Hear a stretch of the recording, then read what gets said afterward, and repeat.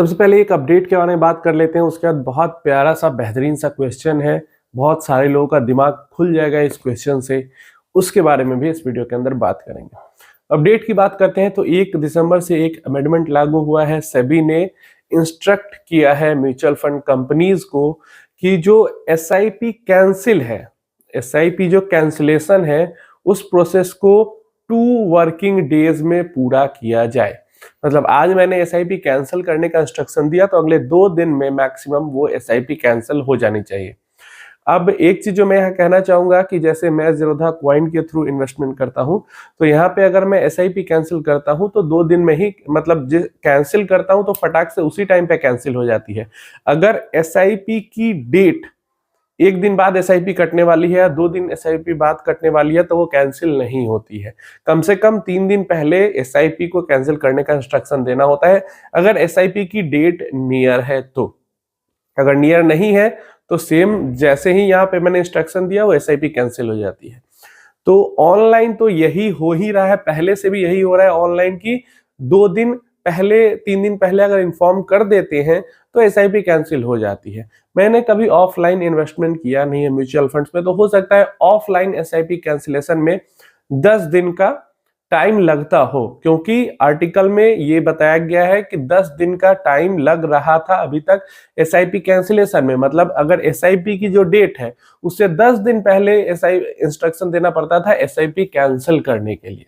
तो ये चीज है, तो इसको लेकर बढ़िया न्यूज है। अगर ये ऑफलाइन में ऐसा हो रहा था या जहां भी ये चीजें हो रही थी कि 10 दिन लग रहा था एसआईपी कैंसिल करने में, तो वहां पे भी अब 3 दिन पहले अगर आप बता देते हो कि एसआईपी कैंसिल करनी है तो आपकी जो एसआईपी है वो कैंसिल मतलब डिलीट कर दी जाएगी, मतलब उस महीने से पैसा आपका कटना बंद हो जाएगा। जो क्वेश्चन है यहाँ पे बहुत बढ़िया क्वेश्चन है, सुनना। धवल जी का क्वेश्चन है, पर सर बड़ी अमाउंट 50 लाख कैसे डालें स्मॉल कैप फंड में? लमसम तो बंद है स्मॉल कैप में और वो पैसे की मुझे अगले 10 साल तक जरूरत भी नहीं है।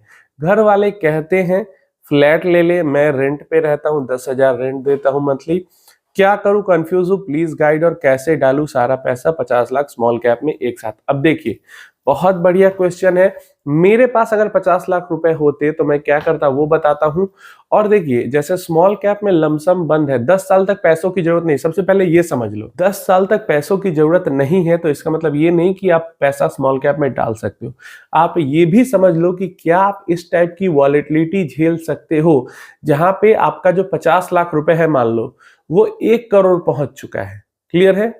और 2 साल तक रिटर्न तो बना नहीं, 3 साल तक, उल्टा वो जो 1 करोड़ है वो घट के वापस 60 लाख या 50 लाख आ चुका है। क्या इस टाइप की आप वॉलेटिलिटी झेल सकते हो? अगर इस टाइप की आप वॉलेटिलिटी झेल सकते हो तभी आप स्मॉल कैप के अंदर में इन्वेस्टमेंट करने के लिए एलिजिबल हो, ये समझ लो सबसे पहले। क्योंकि वॉलेटिलिटी बहुत ही एक्सट्रीम रहने वाली है, खासकर क्रैश वाली सिचुएशन में और भी बुरे हालात होते हैं। जैसे मैंने देखा है, हमने बात भी की है कि SBI small cap, Nippon small cap जैसे फंड में एक टाइम पे 80 लाख 90 लाख का कॉर्पस जो है वो घट के 50 लाख 40 लाख पे आ गया था 2020 क्रैश के दौरान। तो अगर इस टाइप की वॉलेटिलिटी झेल सकते हो तो बढ़िया है, किया जा सकता है। अगर नहीं झेल सकते तो स्मॉल कैप से दूर रहना चाहिए, तो फिर लार्ज कैप की तरफ वगैरह की तरफ जाना चाहिए। वहां पे वॉलेटिलिटी रहेगी लेकिन इससे थोड़ी कम रहेगी। सेकेंड चीज, 10 साल का टाइम पीरियड स्मॉल कैप के लिए बहुत बढ़िया है। अगर 10 साल तक पैसे की जरूरत नहीं है और वॉलेटिलिटी बर्दाश्त की जा सकती है तो स्मॉल कैप फंड्स काफी बढ़िया ऑप्शन हो जाते हैं। अब बात आती है इन्वेस्ट कैसे करें। तो देखिए, एसबीआई के अंदर बंद है ना, एसबीआई के अंदर बंद है, निपॉन के अंदर बंद है, लेकिन निपॉन में भी 50 लाख रुपए हम 5 महीने में कर सकते हैं। लगभग 10 या 11 लाख की लिमिट है पर मंथ पर पैन की।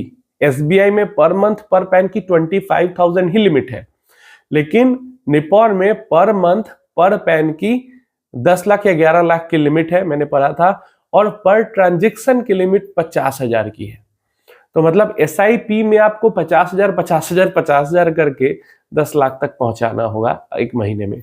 या तो ऐसे कर सकते हो, या फिर इसके अलावा एक्सिस स्मॉल कैप फंड में लमसम बंद नहीं है, क्वांट स्मॉल कैप फंड में लमसम बंद नहीं है, एचएसबीसी स्मॉल कैप फंड में लमसम बंद नहीं है, एचडीएफसी की बात करते हैं, कोटक की बात करते हैं, सब काफी बढ़िया स्मॉल कैप फंड्स हैं और इन सब के अंदर लमसम अलाउड है।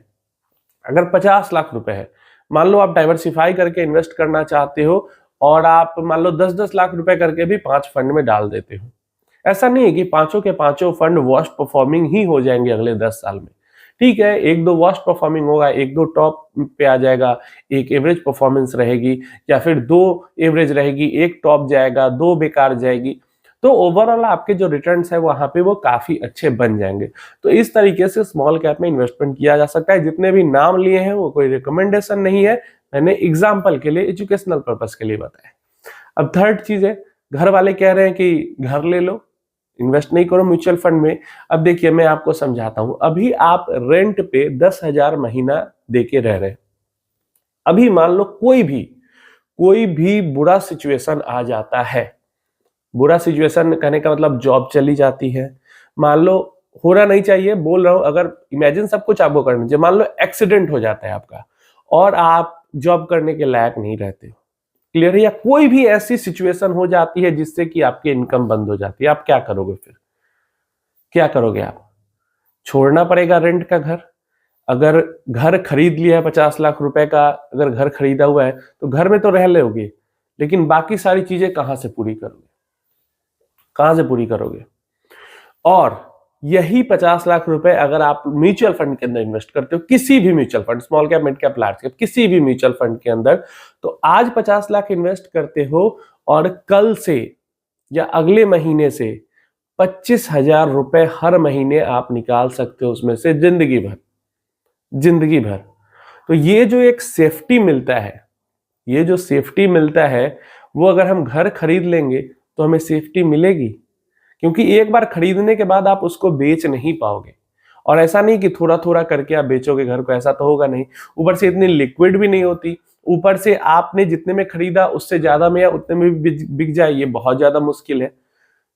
तो ये जो सेफ्टी है ये नहीं मिलती है। यहीं पे 10,000 रेंट दे के आपका 15,000 रुपए तो बच जाएंगे आपके लिए, और वो भी सिर्फ 5 साल तक।